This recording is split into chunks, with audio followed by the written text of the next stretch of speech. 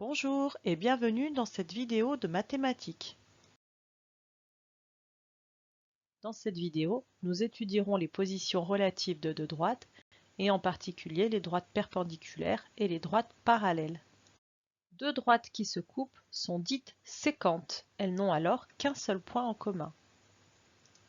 Ici, les droites D et D' sont sécantes en A, car elles se coupent au niveau du point A.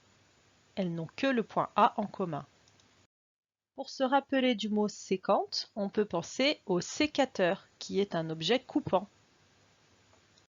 Attention, deux droites peuvent être sécantes, même si leur point d'intersection n'apparaît pas sur la figure.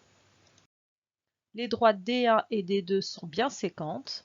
Des droites étant illimitées, on peut les prolonger autant qu'on le souhaite. En prolongeant la droite D1, on voit apparaître leur point d'intersection. Deux droites sont perpendiculaires si elles se coupent en formant quatre angles droits. Dans cette figure, la droite D est perpendiculaire à la droite R. On peut aussi dire que les droites D et R sont perpendiculaires. En notation mathématique, on peut utiliser ce symbole qui est la lettre T à l'envers. Quand deux droites sont perpendiculaires, on peut le coder sur la figure à l'aide d'un petit carré dans un des angles. Il est inutile de coder les quatre angles droits formés par deux droites perpendiculaires.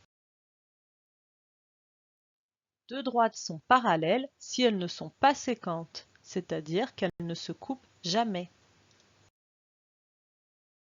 Ici, la droite D est parallèle à la droite S.